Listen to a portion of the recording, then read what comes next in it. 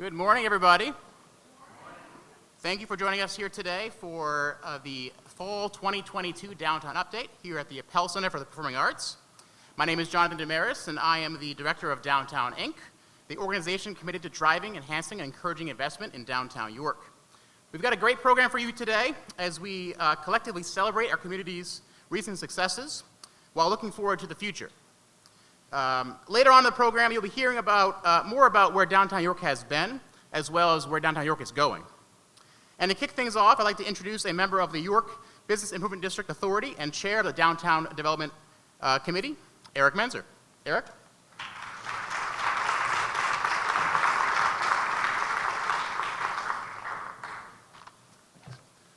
Thanks, John, and good morning, everyone.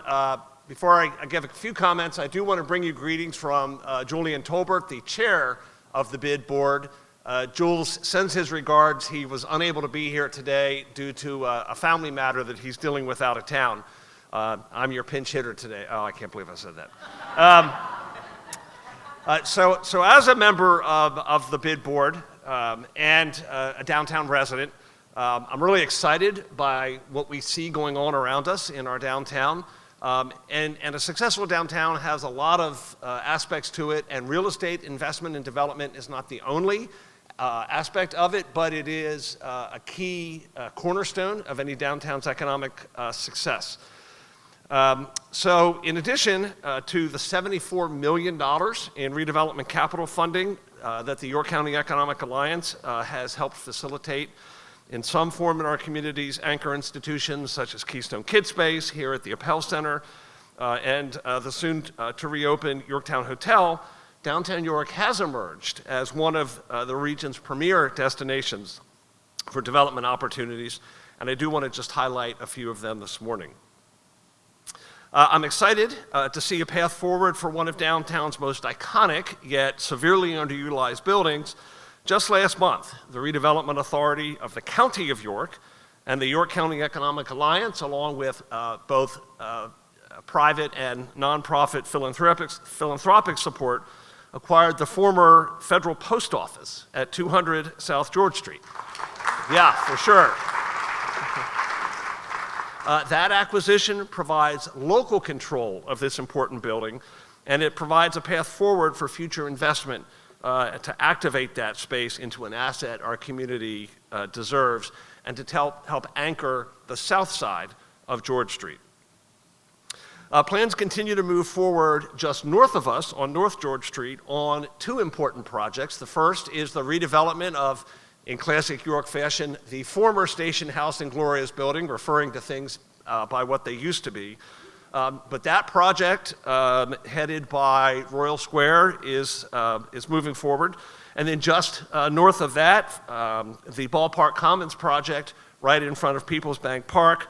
Both of those projects together further enhancing our city's northern gateway, with the potential for additional retail and residential space in both those locations. And of course, with a rich history dating all the way back to the signing of the Articles of Confederation, Continental Square has long served as both the literal and metaphorical center of our city's culture, commerce, and innovation. And so it's only fitting that all four corners of this prominent public space will now be activated with the recent arrival of Ocean 10, a nationwide technology company, and I guess we have to refer it no longer as the former Citizens Bank building, but the Ocean 10 building on Continental Square. So while all of these projects are exciting in their own right, we cannot overlook or really even adequately describe the impact that I think the Yorktown Hotel reopening is going to have on our downtown in just a few short weeks. It is clearly one of the anchors, both physically but also as an attractor, to bring hundreds of visitors into our downtown every night of the year to be patrons of our restaurants, patrons of our retail shops, and a host, of course, to numerous local events when it reopens here shortly.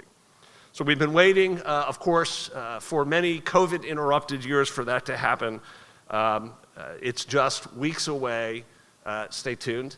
And with that, I'll turn things back to John.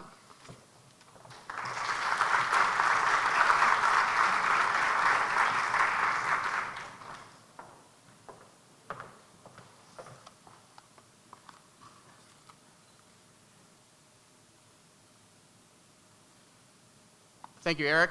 Before we get started with today's program, we want to recognize and thank the Pell Center for the Performing Arts for hosting us here this morning.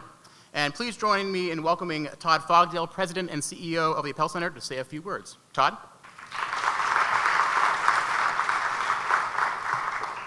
Thank you and good morning. It's always fantastic to have all of you here for these gatherings. These are fantastic. These historic theaters we have are fantastic spaces for many, many different types of events and gatherings. It's an honor to have all of you here. As the Pell Center for the Performing Arts, we consider it our duty, our obligation, our opportunity to bring as wide of range of opportunities, performing arts, concerts, events, otherwise, that literally reach out to the whole community, are putting a variety of faces and stories on our stage and working to do so at a wide range of price points as well. We have, just want to highlight a few events that we have coming up. We've got some great concerts and comedy performances coming up. You see a few of these names right here: Tracy Morgan, Gladys Knight, the guitarist Joe Satriani, Lindsey Buckingham. We're also working to bring great opportunities for families to our stages. Coming up here this weekend, our Not So Spooky Baby Rave. This is a family dance party. We had our first one of these a few weeks back, a huge, huge success. Check this out. We've got some great shows coming up on our stage. I really encourage you to take a look at the performance called Airplay, which is coming up a week from Saturday. An absolutely beautiful show. Great show for families, but wonderful for people of all ages as well. One of the things that we're really working to do is expand what we're bringing to the community in the areas of learning and engagement. And included with that is any number of workshops that are available to the public. Some of these appeal to K-12 age, but there are also programs here that appeal to families and to adults as well. Please feel free to check these out on our website. And then just want to put a little bit of a plug in for these facilities as spaces for your events, corporate gatherings, holiday parties, other types of things like that. These stages do a lot more than just host performing arts events, and we'd be welcome to have the opportunity to talk with you about bringing your events here. Thank you again for being here.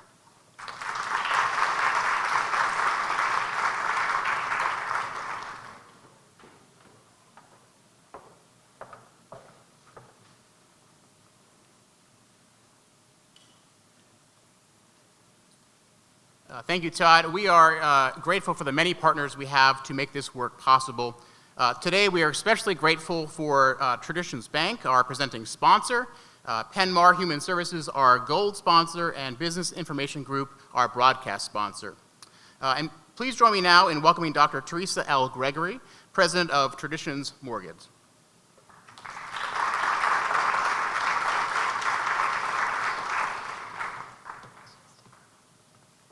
Thank you, John, and good morning. 20 years ago this month, Traditions Bank opened its doors. It was the turn of the century and community banks were disappearing. Luckily for us, there were a few individuals that wanted to preserve the culture of community bank right here in our hometown. The founders didn't just buy a bank, they created it from the ground up in a little room they affectionately call the cave. Of course, products, deposits, loans were important to them, but before they even discussed any of that, they discussed what the bank was going to stand for. With a blank slate, they created the core values. The core values may have changed over time, but how we represent them with respect has not. The core values gives us a lens to which we interact with all of our stakeholders, our customers, our shareholders, our associates, and the community. The core values is why I became part of the team and doing my small part of making the dream of homeownership come true. Traditions Bank is proud to celebrate our 20th anniversary this year. I'm proud to say that we continue to prioritize and invest in the customers and neighborhoods we serve. Now, we are bankers, so bankers love numbers. But the numbers that mean the most to us are these. Since inception, we have donated over $3 million to local nonprofits right here in our hometown. Tens of thousands of hours were donated by our associates, and hundreds of local organizations have been served. We also support the community through our financial inclusion initiatives. Last week, we introduced our new Effortless checking account, a certified bank-on product by the Cities for Financial Empowerment Fund. This low-cost checklist checking account is specifically designed to serve the unbanked and underbanked by eliminating overdraft fees. For small businesses, we participate in the Federal Home Loan Bank's Bank on Business program, or BOB. As an outshoot of BOB, BOBby, Bank on Business, Inclusion and Equity, focuses and provides funds for Black-owned and women-owned businesses. We're also happy to support the work of York City's Complete Community Initiative, a holistic approach to community and economic development designed to transform neighborhoods, promote healthy living, and generate neighborhood wealth. It all comes down to this. The success and growth of Traditions Bank is dependent upon the success and growth of the individuals and businesses right here in this room. Put another way, helping you make your mark is how we make ours. Thank you for allowing Traditions Bank to be your hometown bank for the past 20 years. We consider it a privilege.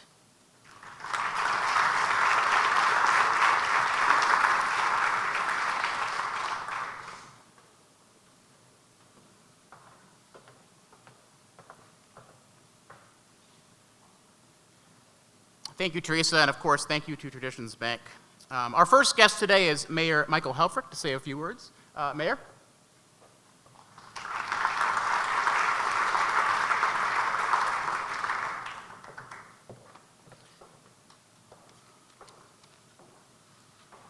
Oh, John, you left me hanging with my notes here. Good morning, everybody. First, before I get into my prepared comments, I just want to give a sincere thanks to all of the staff and the board of Downtown Inc.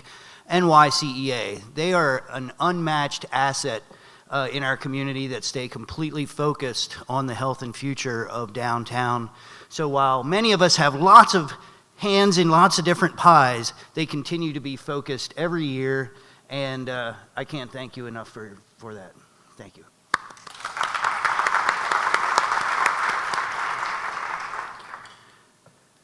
So I'm happy to join you here today at the Pell Center, a longtime pillar of our downtown community.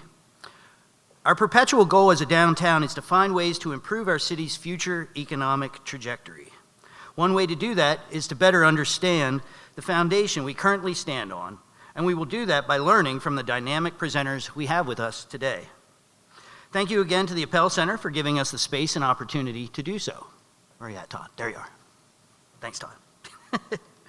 I'm eager to learn from Julie Fitzpatrick from the Pennsylvania Downtown Center as she shares with us the big picture of our Commonwealth, highlighting common themes of communities such as COVID impact, revitalization strategies, tourism trends, and visions towards our state's future.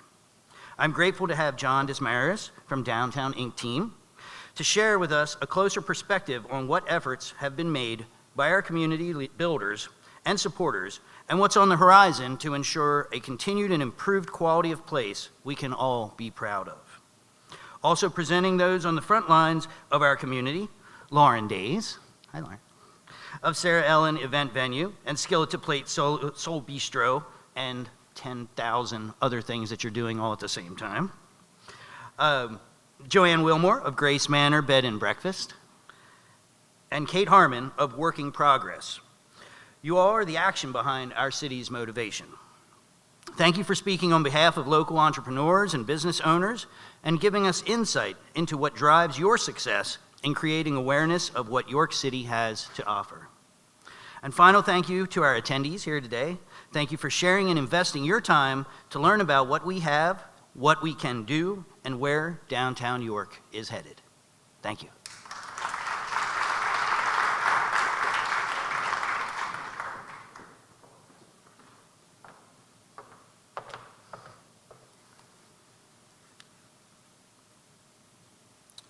Thank you, Mayor Halford. Next, I want to welcome to the stage Julie Fitzpatrick, Executive Director of the Pennsylvania Downtown Center. Julie has been with PDC since 2005 and was appointed as the Executive Director in July of 2019. She has been involved with a variety of projects in communities all over the Commonwealth, including community visioning, developing regional downtown revitalization strategies, establishing tourism infrastructure plans, and developing business improvement district plans and other strategic planning activities. Today, she joins us to provide an update on the economic state of Main Street communities. Julie, the stage is yours.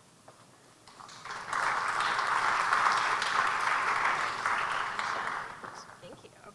All right. So this is going to be fast and furious, I promise. This is usually a session that I have about 45 minutes to do, and I was told no more than 20, right? So we're going to get started. And I really do want to take a moment here to talk a little bit about just our organization too and the role that we have in the state. This is a quote that I love to start out. It's from Ed McMahon. Ed is the board chair emeritus of the Main Street America organization, which is part of the National Main Street Center, a subsidiary of the National Trust for Historic Preservation. He's also a senior fellow with the Urban Land Institute, and we are the state coordinator. The Pennsylvania Downtown Center is the state coordinator for the Main Street program, the Main Street approach here in Pennsylvania. So we're closely linked to the national movement as well. And this is a quote from Ed. In a world where people and capital are footloose, the quality of the community is of critical new importance in economic development. That's not rocket science, right? But sometimes we need to be reminded of that. And I think, York, certainly you have done a phenomenal job of continuing to remind yourself, all your partners, your nonprofit partners, your for-profit, your business partners, your investors and local stakeholders, your elected officials, your phenomenal nonprofit organizations. I will say, I consider myself, I've been a lifelong resident of Lancaster County. I grew up on a farm in Mannheim. Mannheim Farm Show is this week, so go Mannheim. But I live in Marietta, and so I always say, you know, when I introduce myself and say I'm from a little town in the western corner of Lancaster County, I'm still about 20 minutes from York, across the pond, and 20 minutes from Lancaster. So I do frequent a number of your businesses, come to market, you know, a number of the restaurants, and so I have certainly been part of and have seen the renaissance that has occurred over the last 15, 20, 30, 50 years, and you have a lot to be proud of. You know, you have for a long time been compared to that Red Rose City, but I think that, you know, there are certainly areas where you have exceeded the work because you've had to. You have really worked very hard to get to the point where you are, and there's a lot to be proud of. So I just want to, you know, give you that acknowledgement. I also want to acknowledge a few of our past board members who are in the audience, with Eric and Jane and now Silas. And so we as a statewide nonprofit have also realized that it's important for the state organization to be connected to this community as well. So I thank you for your service. As I mentioned, we are a statewide nonprofit. We've been around for the last 35 years, since 1987. It was actually the Main Street managers in Pennsylvania that decided that they wanted an organization to be the voice for them. So we have that statewide approach. We are connected to as I mentioned, the national organization.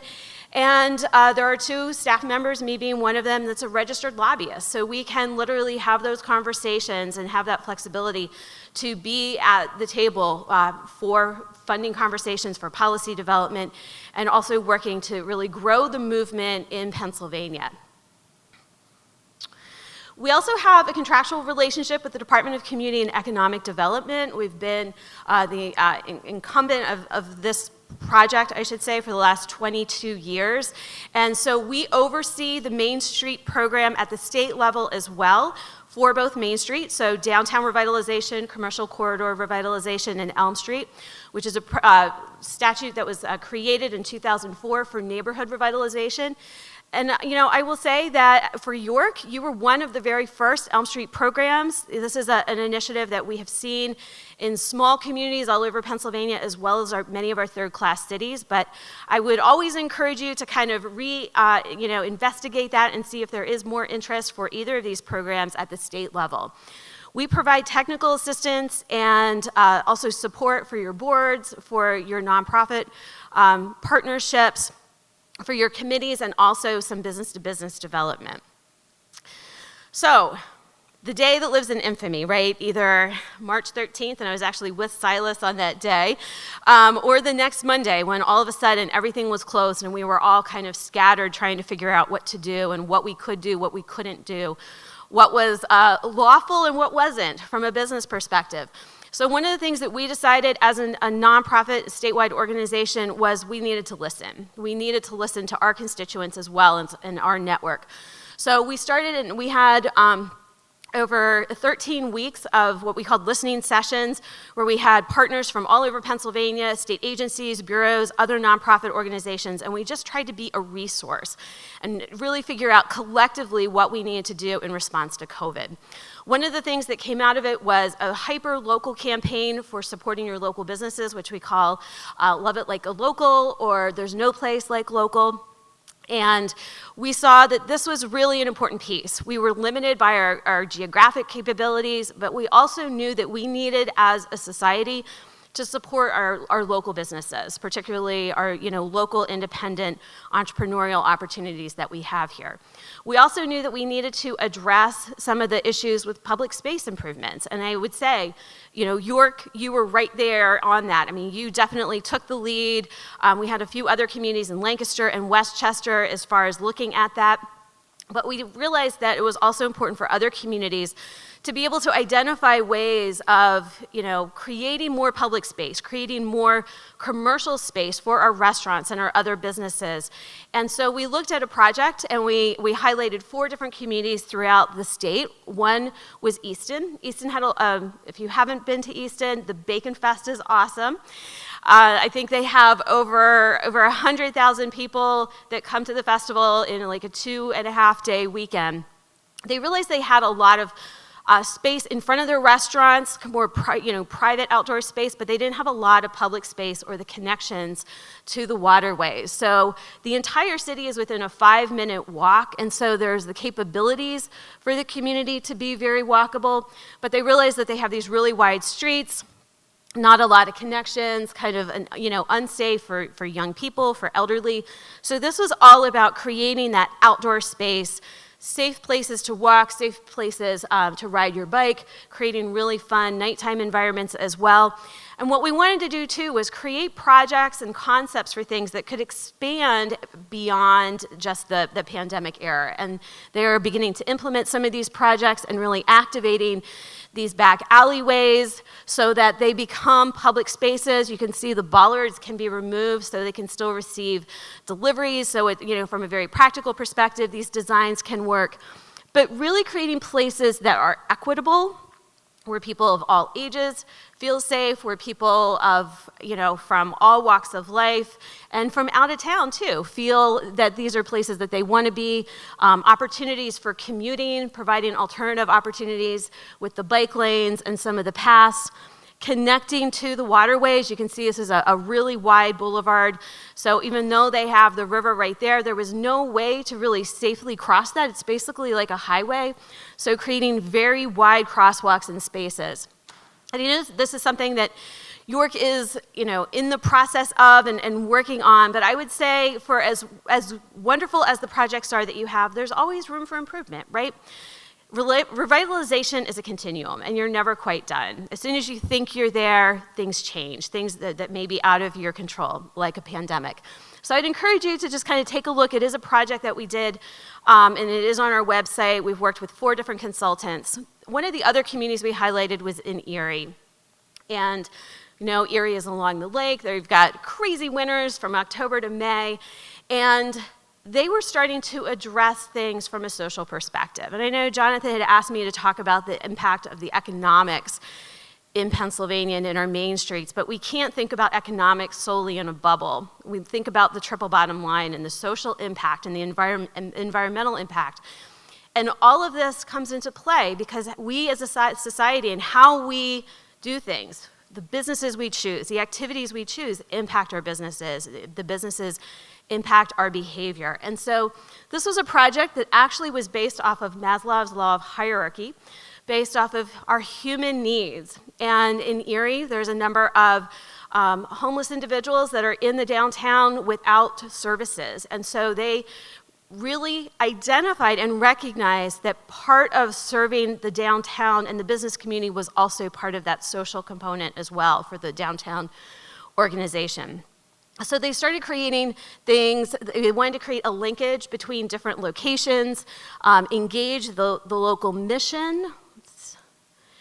This is actually a alley mural project that is creating kind of a hiding area for a porta potty. So to create, public functions, food distribution centers, warming stations. They took into consideration wind barriers, places for people who don't have a place to store the few goods they may have, lockers, places for donations.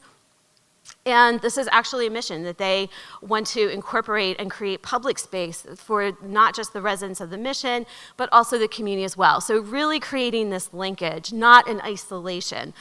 And again, these are all tools now that other communities can look at and incorporate into their revitalization strategy. We also decided that we needed to do some sort of analysis. And this is an economic impact analysis of about 55 downtowns that are participating within either our state or also nationally accredited Main Street programs.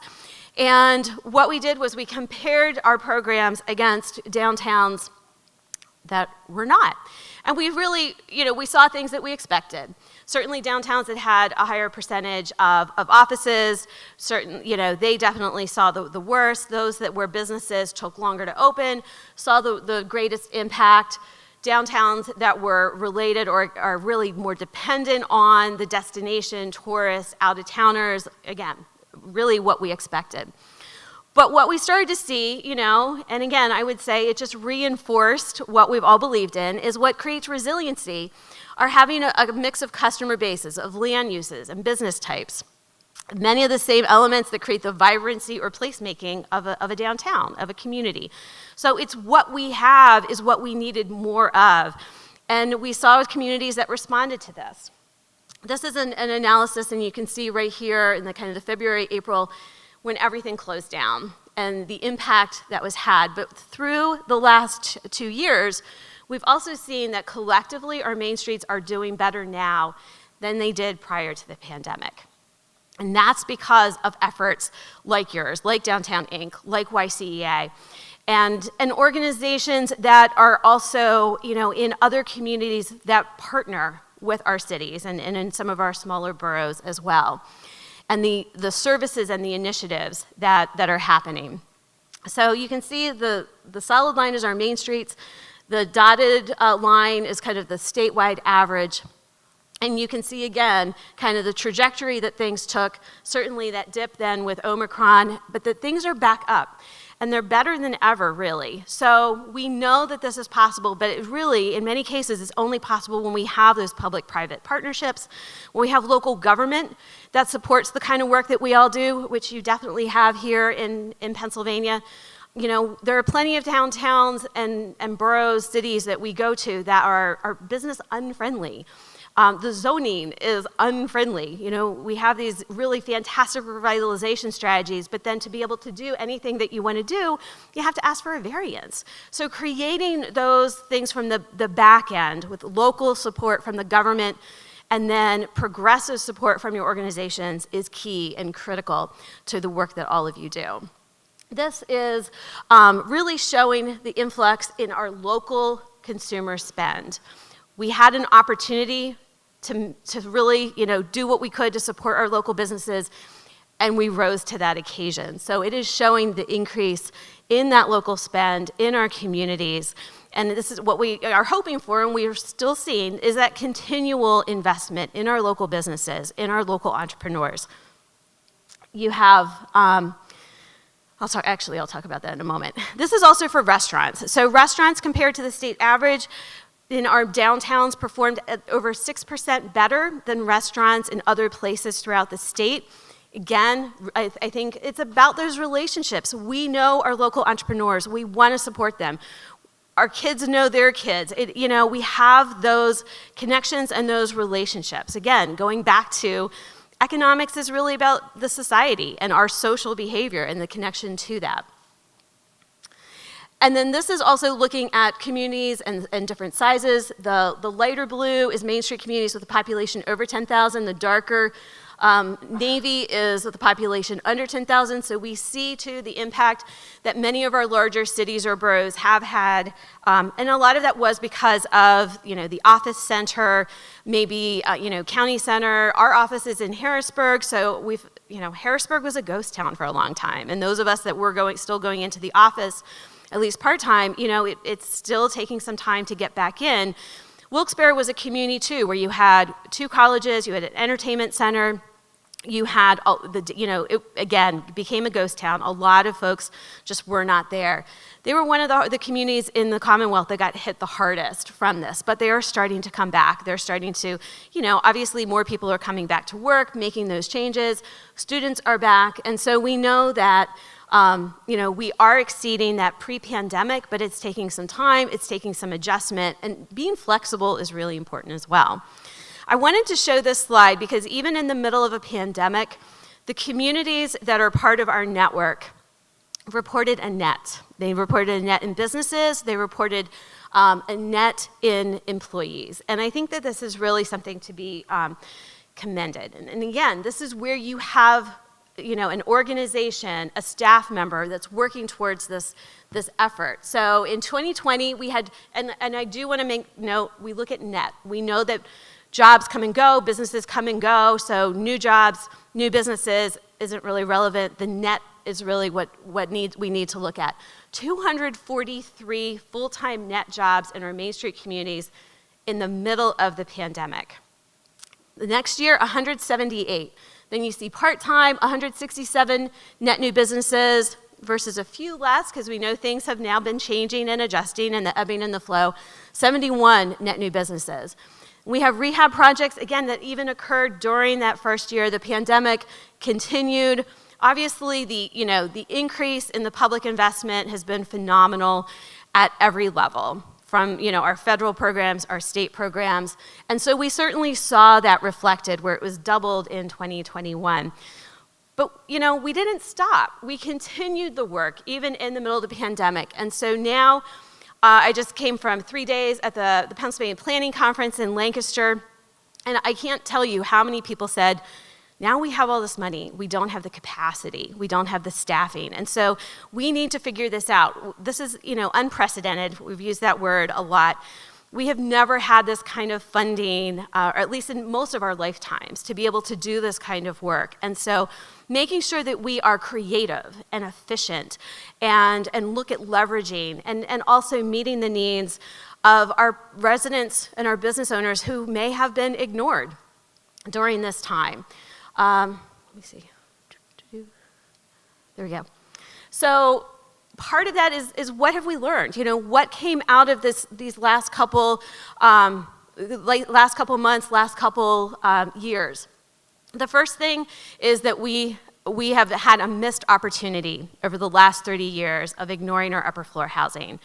And so in any of your downtowns and boroughs, I would encourage you to take a look at what your upper floors look like. My guess is they're vacant. My guess is they're underutilized.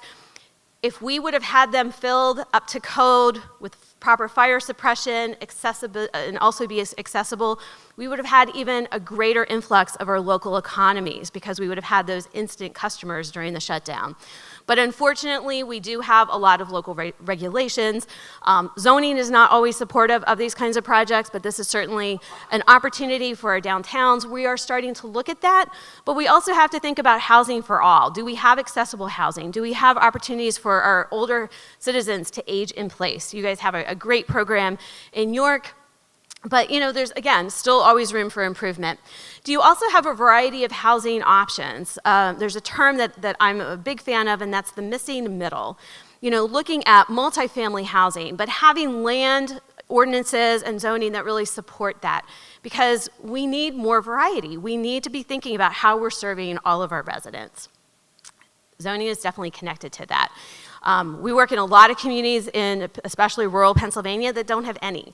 And, I know that it can be a hot button topic, but it's also an incredible opportunity to do the kinds of things that you want to be doing in your communities.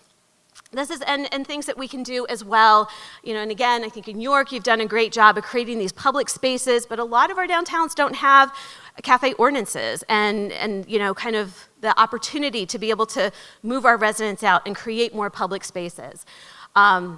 Westchester is an example where they were actually able to close down Gay Street, where the restaurants came out into the center of the street to create more dining opportunities. And this is something that has lasted now throughout and after the pandemic. This is a big one, and I know you guys are really working on this, especially with YCA and Bloom, but making sure that our minority-owned and our diverse populations within our communities, our maybe lower income or underserved populations, are receiving opportunities, whether it is business opportunities, technical assistance, and also, having a seat at the table. The opportunity to be representative of the community you serve is something that we can't take for granted. The role of nonprofits, you've got a lot more on your plate. Unfortunately, in many cases, it translates to lack of capacity. So for those organizations that are in the room that support your local nonprofits, I'd encourage you to think about ways to increase that support.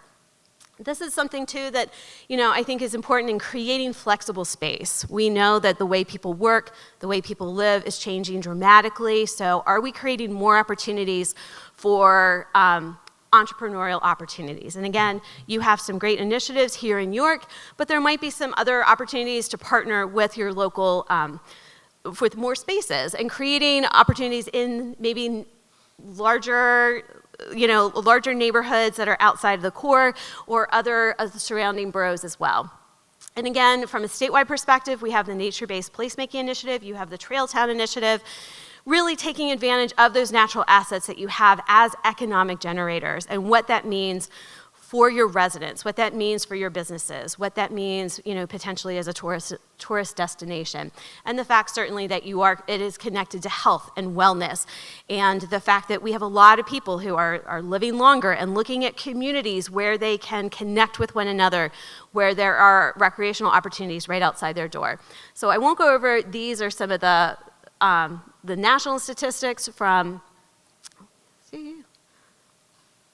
the impact. I think this is really interesting. The outdoor recreation industry generated over $1 billion in annual state and local tax revenues for Pennsylvania in 2019. This was a study we had done pre-COVID that we're going to be doing back then once COVID ends. Let me go through these.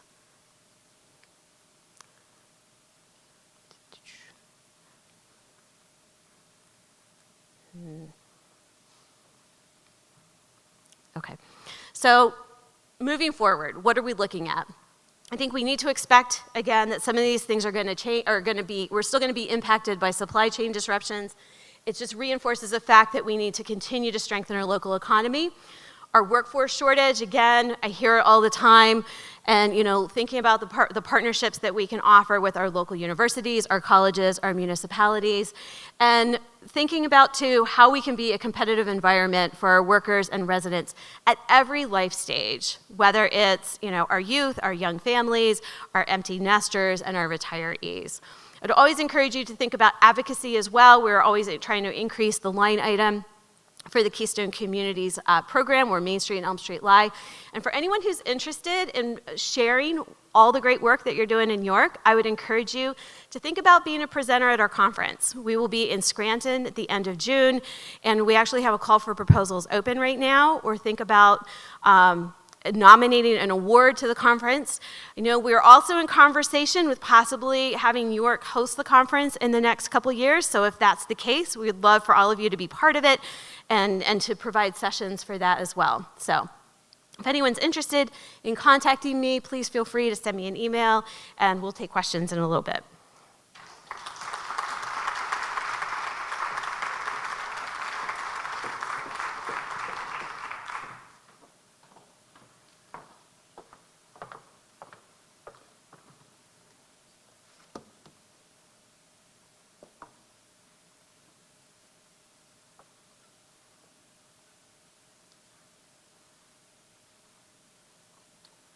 Thank you, Julie. I think you gave us a lot to think about there. I also want to thank you for highlighting 3 of my favorite subjects: reimagining outdoor spaces to make it more pedestrian-centric, public restrooms, and bacon.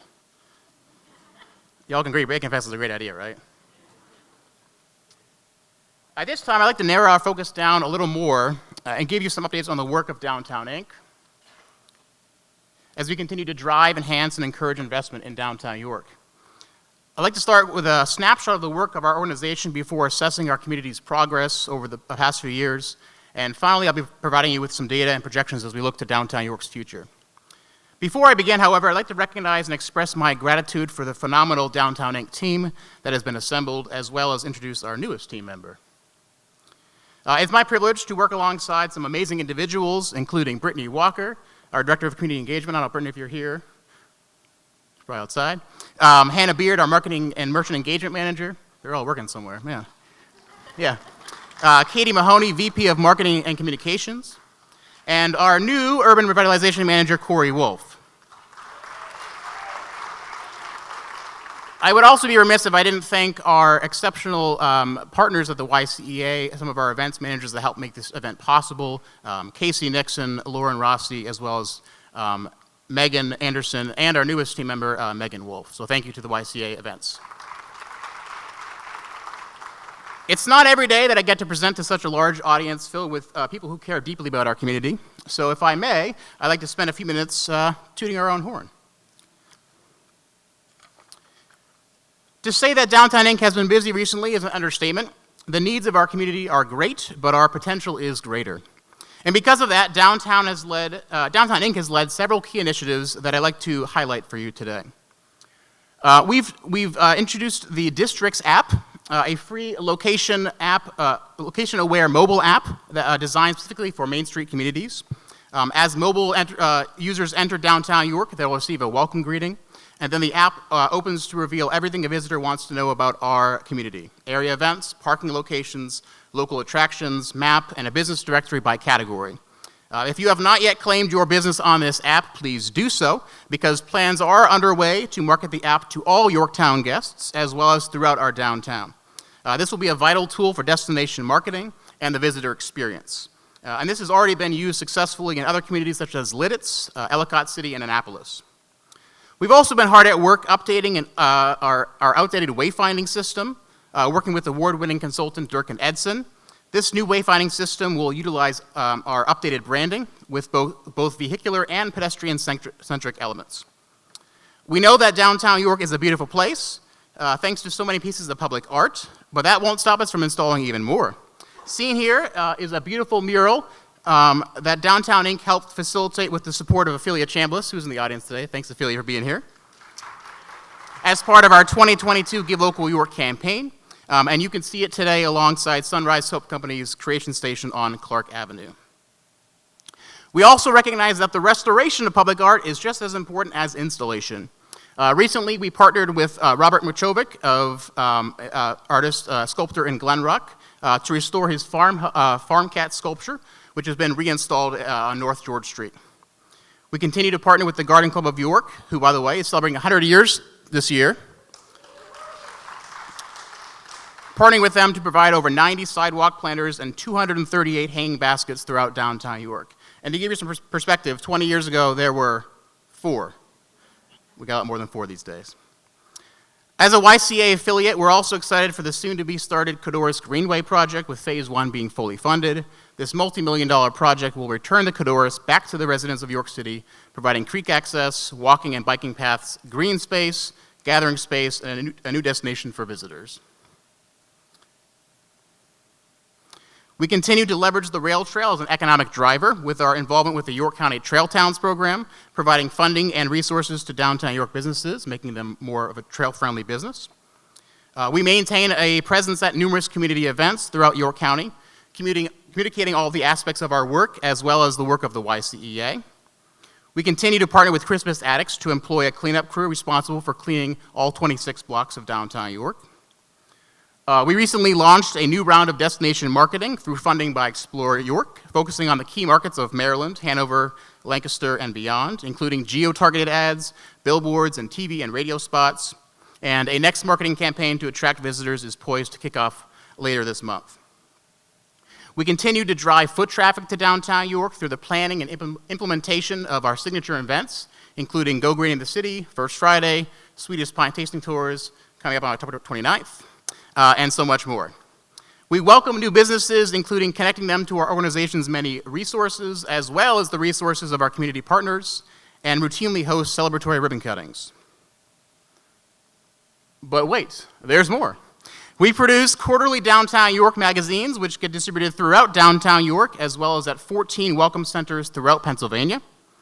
Monthly, we celebrate the achievements of our successful business community with our Merchant of the Month initiative. We continue to support increased family-friendly programming for First Fridays through our First Friday grant program, supported by WellSpan Health. With the support of Better York, we provide police overtime throughout the summer months. We encourage and celebrate community stakeholders who take pride in keeping the area clean and welcoming with our Downtown Clean 15 initiative. And through our recently expanded community engagement programming, we partner with local school districts and agencies to make downtown York more welcoming for all. But we really can't take the credit for all of the progress in downtown York. We continue to see an influx of entrepreneurs who desire to see their dreams come to fruition here in our community. Since the start of 2020, we have seen almost 70 businesses open their doors in downtown York, with an additional 17 expanding to larger or secondary locations. But it's not just the continued growth of our business community that demonstrates downtown York's recent progress. Larger scale development is on the rise, with more and more outside developers and local developers investing in our downtown, such as the recent purchase of 1 North George Street, located in the heart of downtown in Continental Square. Both Penn Market and Central Market continue to see waiting lists for merchants, and available storefronts continue to be limited. And oh yeah, in just a few short weeks, we'll see the historic Yorktown Hotel come back online, welcoming guests from far and wide to historically edgy downtown York. Yeah, we can clap for that, please.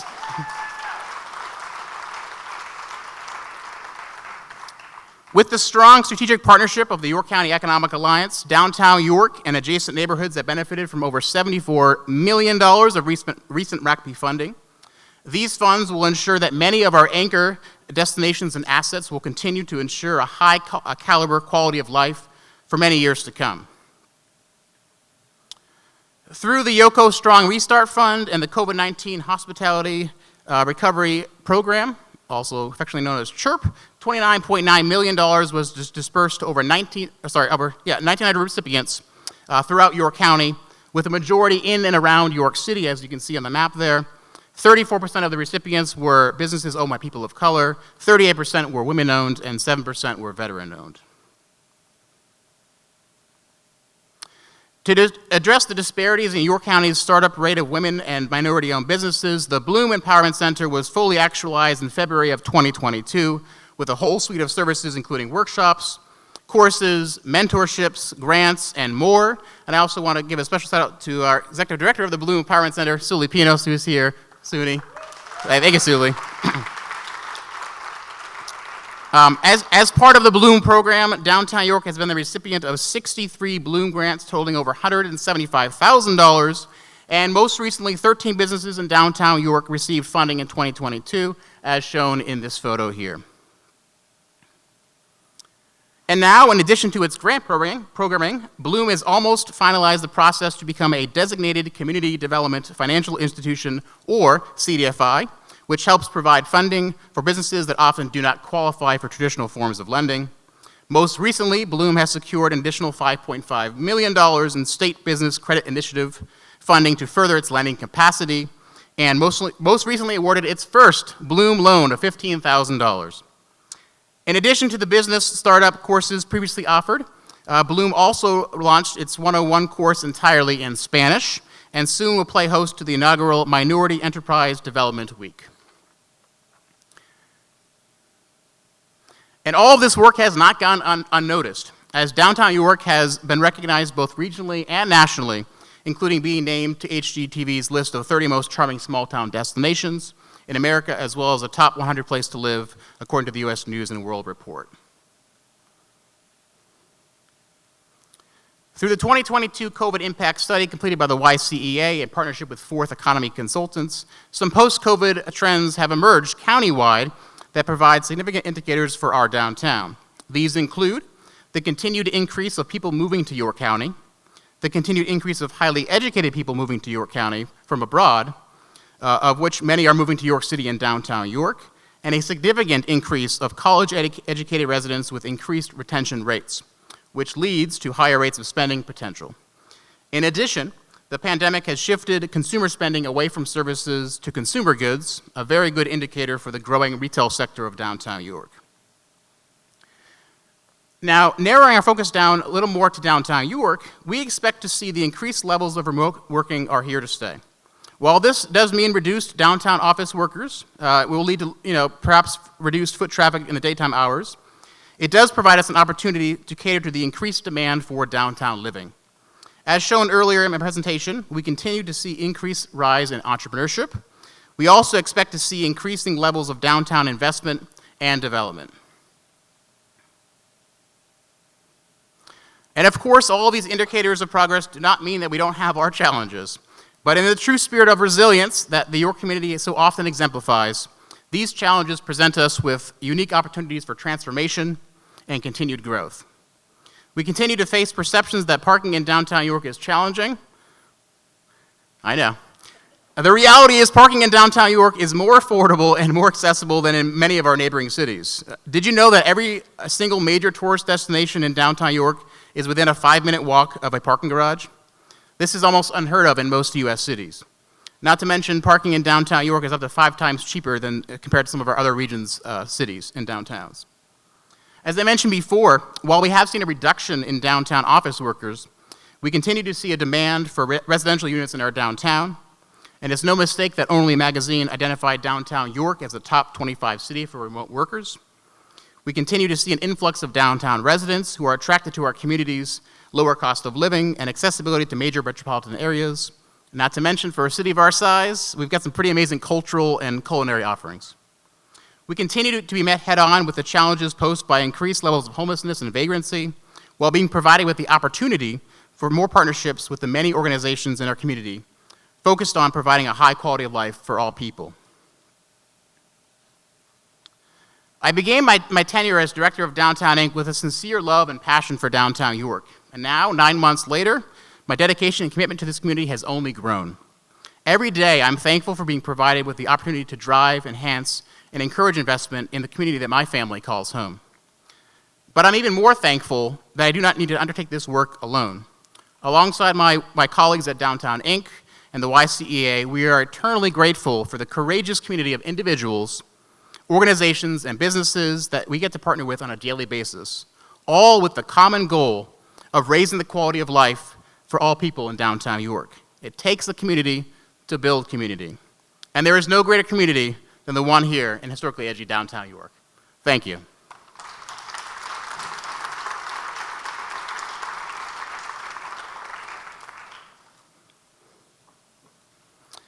Now it's my honor to introduce our Downtown Merchant panel.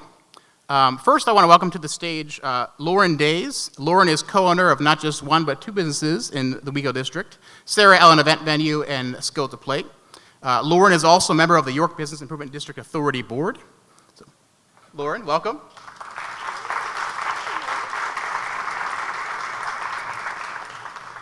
Next, we are joined here today by another York Business Improvement District Board member, Joanne Wilmore. Joanne is the owner.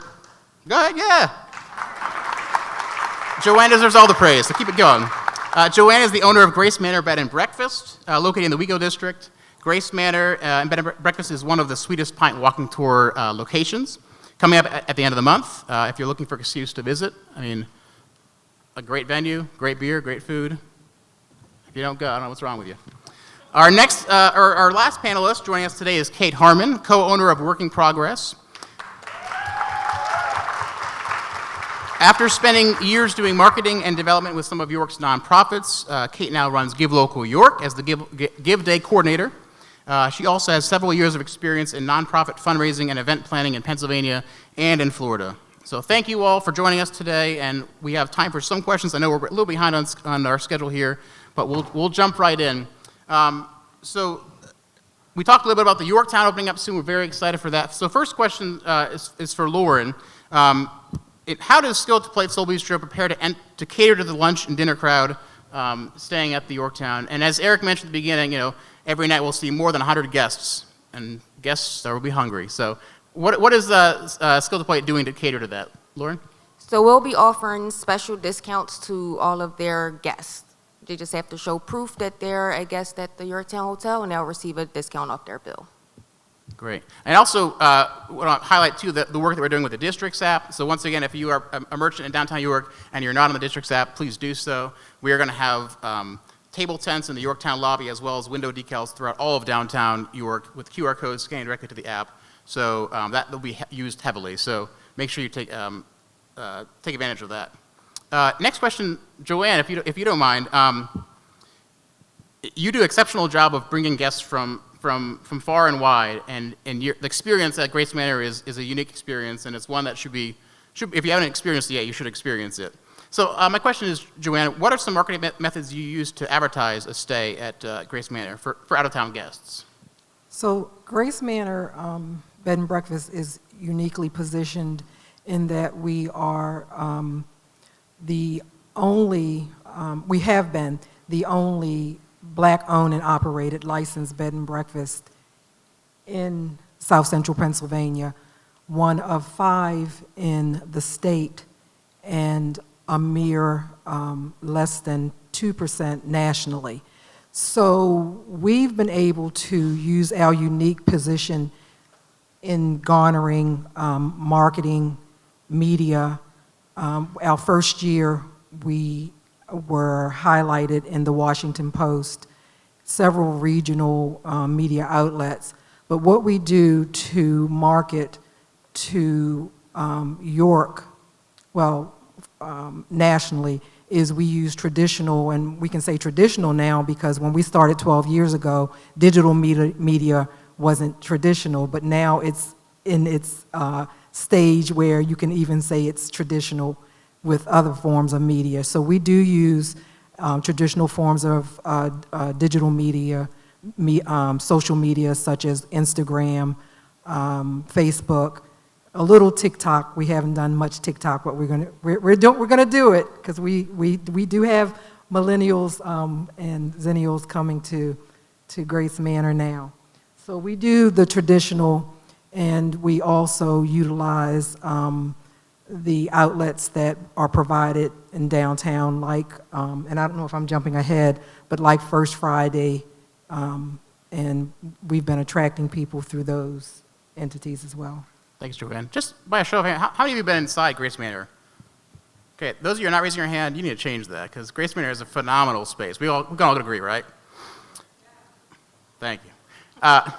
We can't talk about events in York City without referencing Kate Harmon, who does an exceptional job of bringing a lot of traffic to downtown York and York City through a lot of our event planning. So next question is for you, Kate. When it comes to events held in downtown York, what types of events are you seeing people spend money on?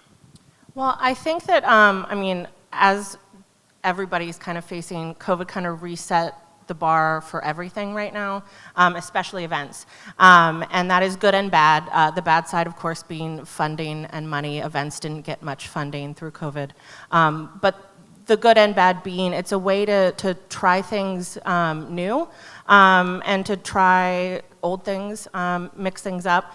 And so we've seen a lot of that happen with the tried and true methods of what the food trucks, which happens Labor Day Sunday in Penn Park, has always been free for the community to attend. That's been a major sticking point for us. We want anybody to come, anybody to feel welcome in Penn Park.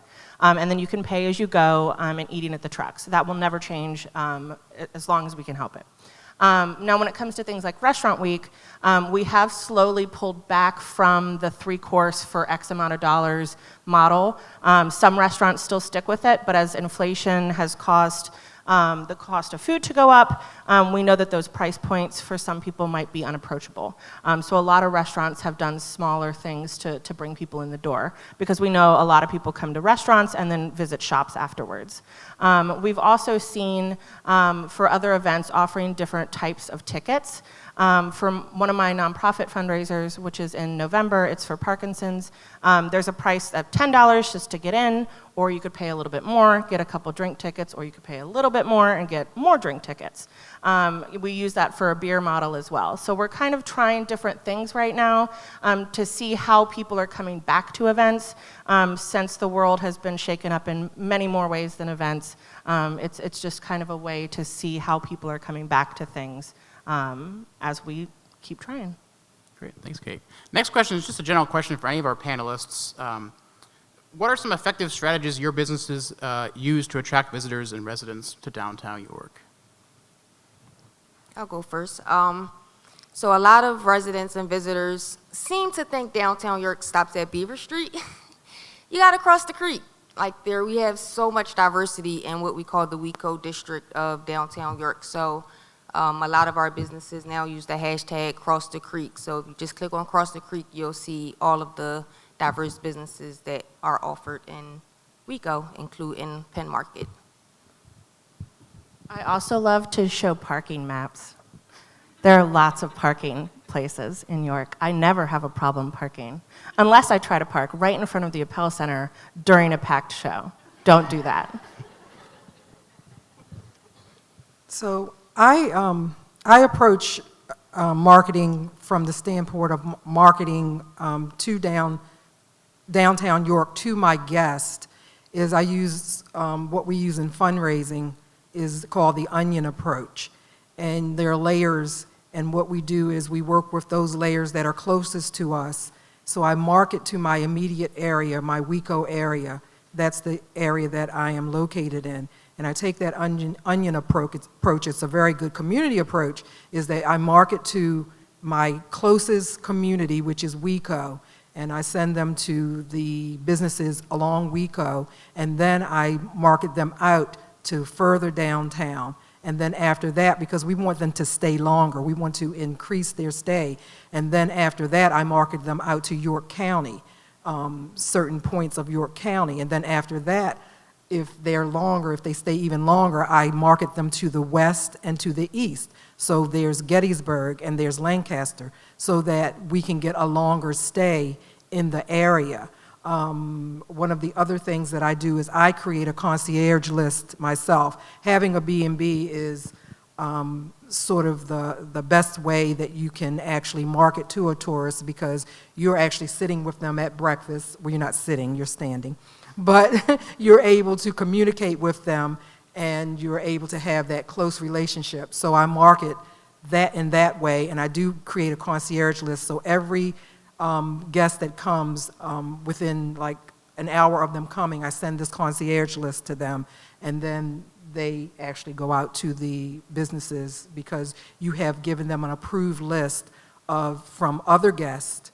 I collect information from other guests, and of course, my own experiences in York.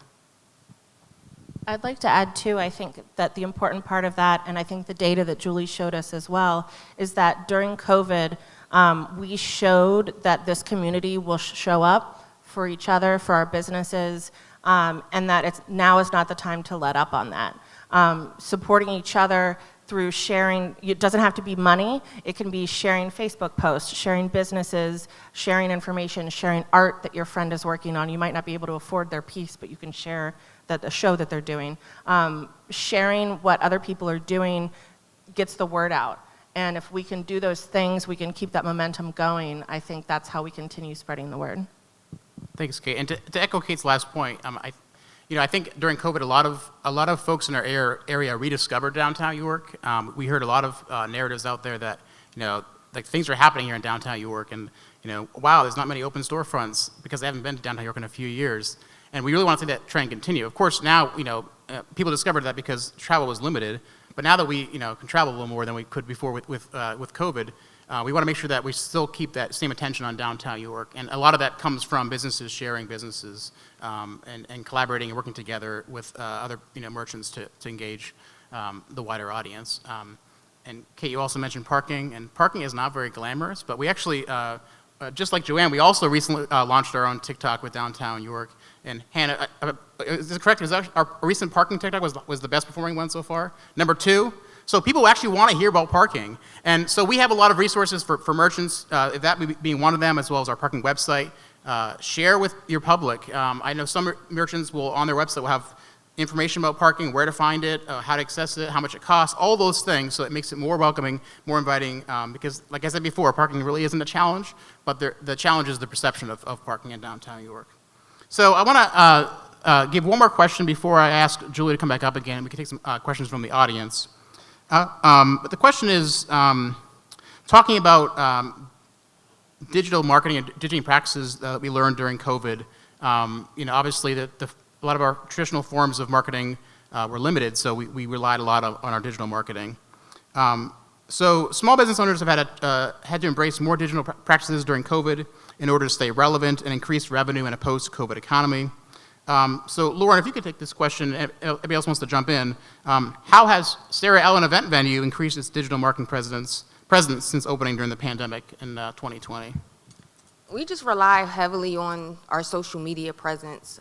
We try to post as often as we can, but we're also in a lot of like Facebook groups and just different groups in general, and we offer a lot of tips and services to other business owners, so it's not necessarily just promoting our business, but just answering questions, helping out other business owners, helping our clients in whatever capacity that we can.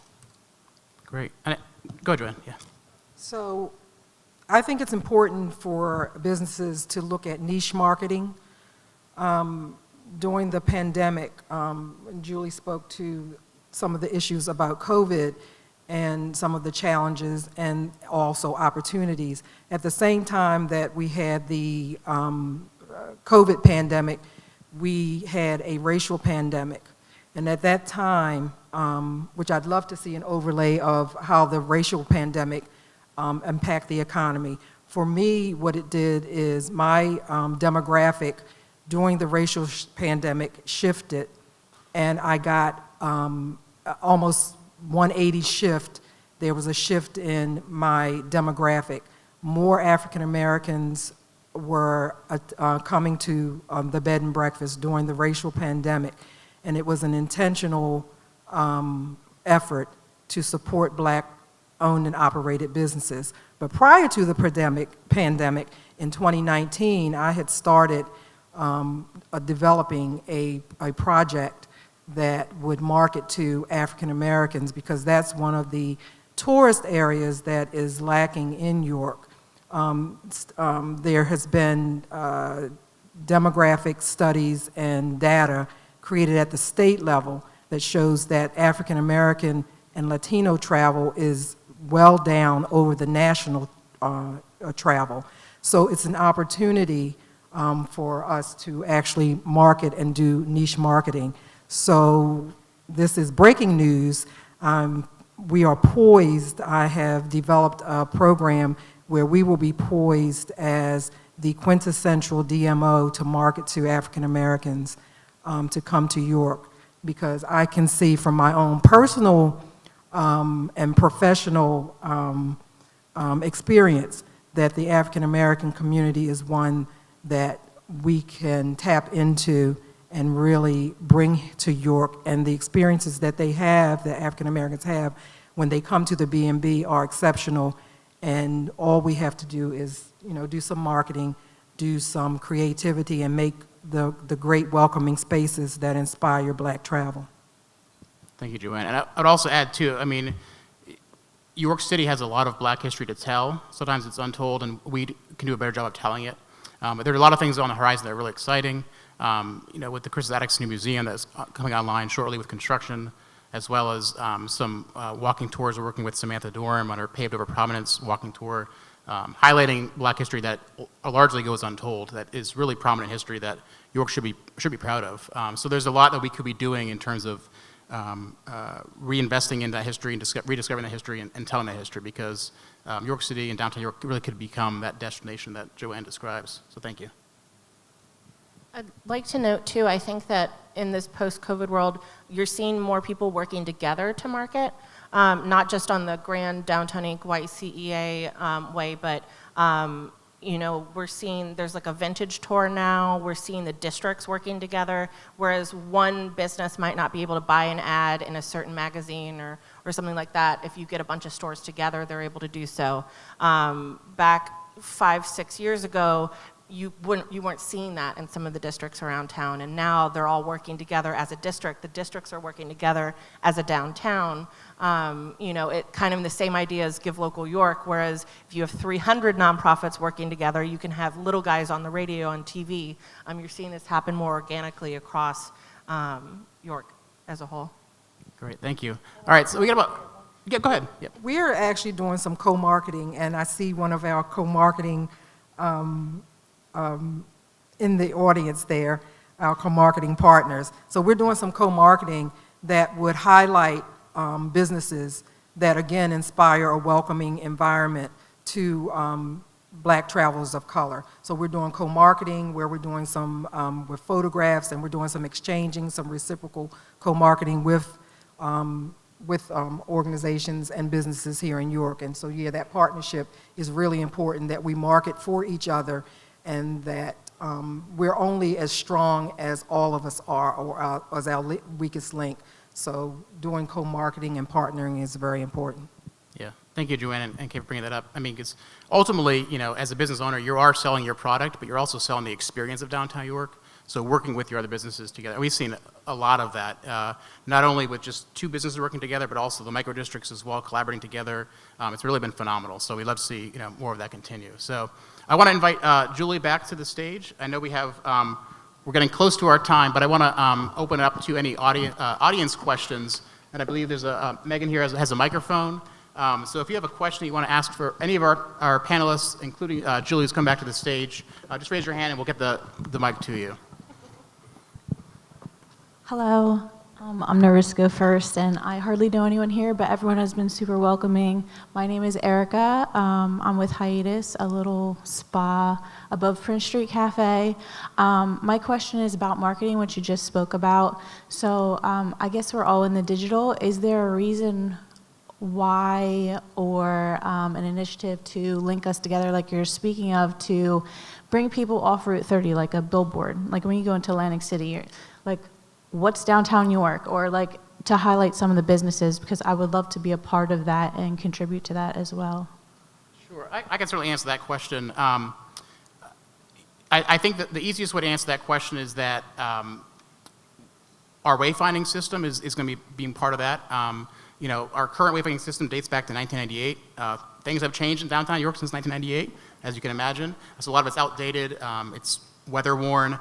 So we're going through the auditing process right now to get that wayfinding system updated, installed throughout downtown York, as well as our major entryways into downtown. But also, I think a lot of our geo-targeted ads have addressed that, and will continue to address that as we continue to seek funding.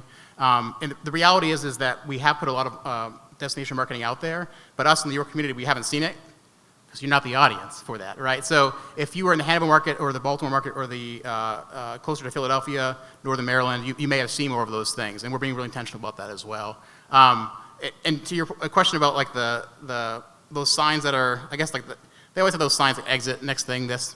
Yeah, I would love to have downtown York on there, because it should be on there. So yeah, thank you.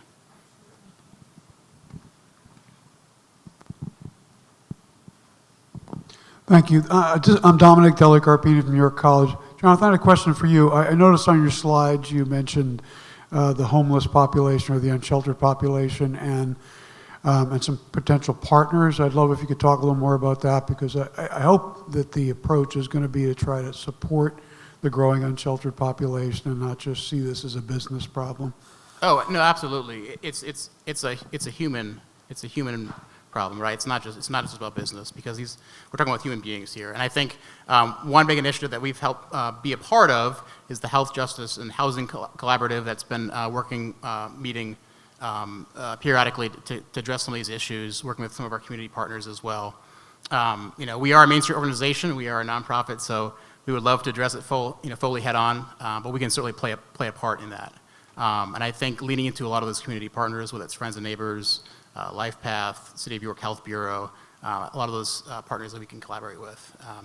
And we continue to advocate for mechanisms that provide a safe and welcoming space for all people, whether it's public restrooms or otherwise, to make sure that everybody's treated with dignity, regardless of their situation. So, we have a question in the front there.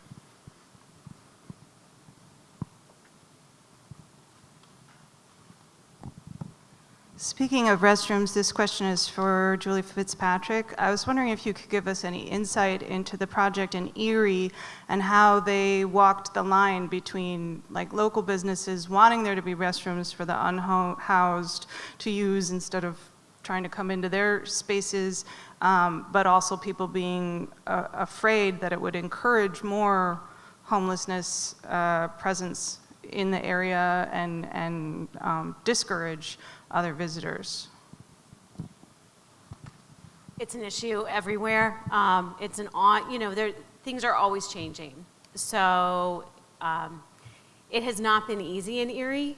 There is not a unanimous voice. I will say, the DID and is not on board with all the businesses. Not all the businesses are on board with what the DID and the city is working on. So I would say they're looking at a number of different solutions, right?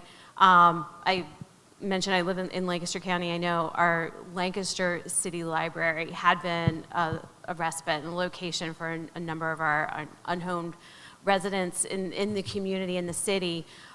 Just recently, unfortunately, they ended up closing their restrooms and having, only outside porta potties, essentially. These are temporary solutions for sure. So it is part of a larger system, as Jonathan, mentioned, and so I can't say it is fixed, but I will say that they are trying to work collectively on a variety of options and a variety of solutions.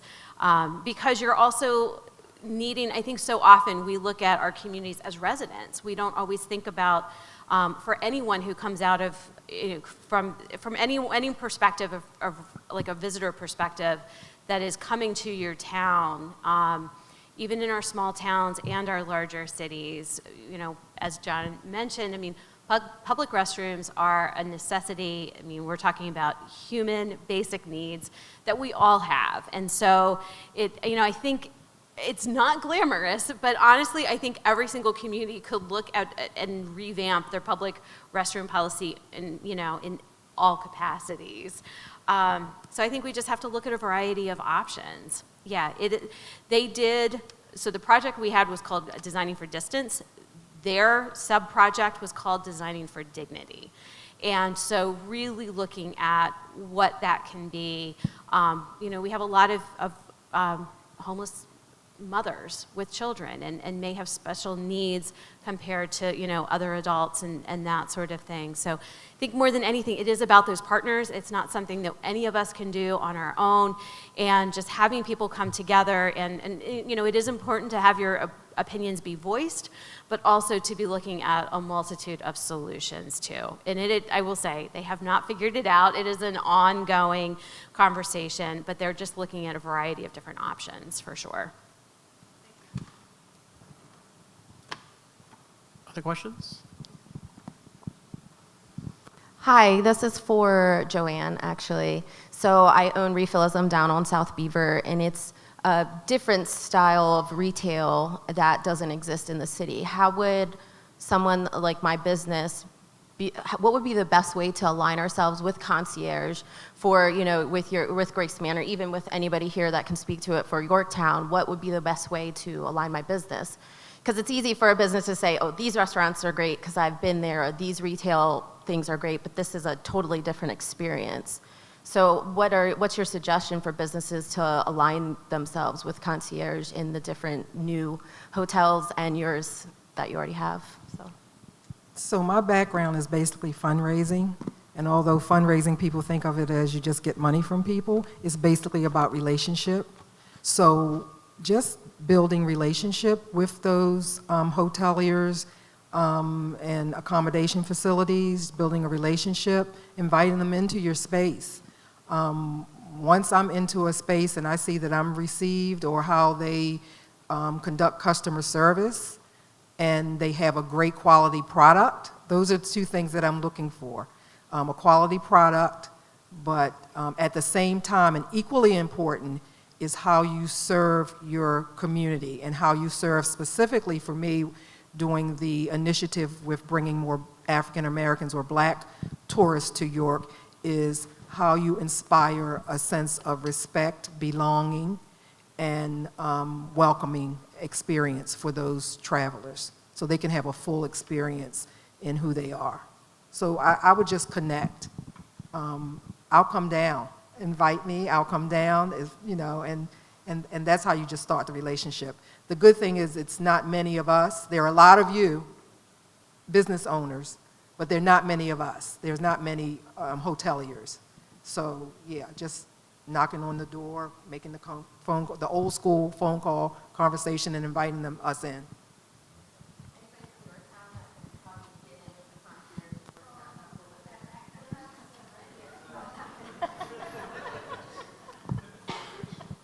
And I would add too, I think there's a lot of potential for businesses in terms of local sourcing, and we've seen the City of York's local sourcing initiative. We've seen a lot of businesses collaborate with other businesses in creative ways. Schaefer's Flowers, their greenhouse, they produce a lot of herbs that Restaurant Row uses for their cocktails. Easy way for us to locally source as opposed to buying them outside of our downtown. Even thinking about refillism products could be used in hospitality spaces, right? So think about those ways that businesses can collaborate and locally source their products and their services could really be an asset to both parties. All right, I think we have time for one more question. Anybody who wants the last question?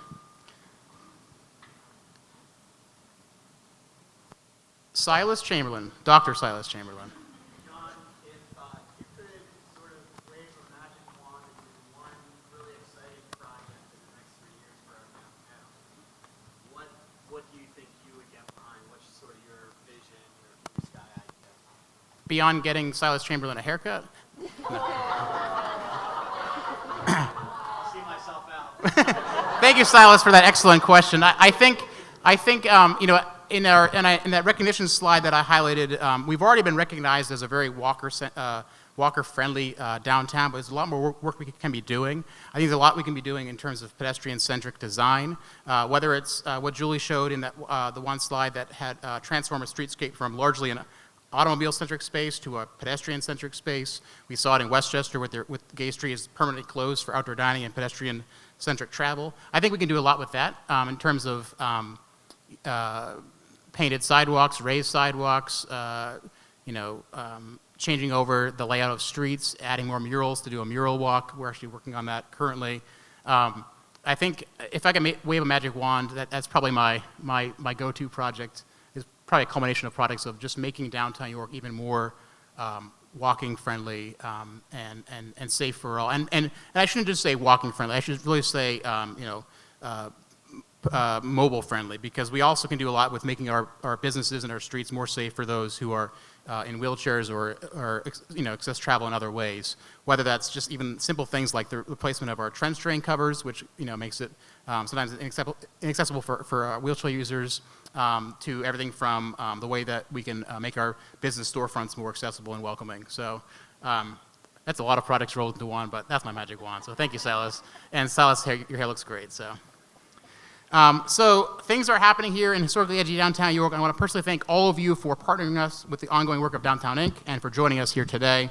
To stay up to date on all things downtown York, please check out downtownyorkpa.com or on our social media accounts, Facebook, Instagram, Twitter, and recently launched TikTok. Hope to see some of you this Friday for First Friday or at our Sweetest Pint on October 29th. So Thank you all. Thank you to our panelists.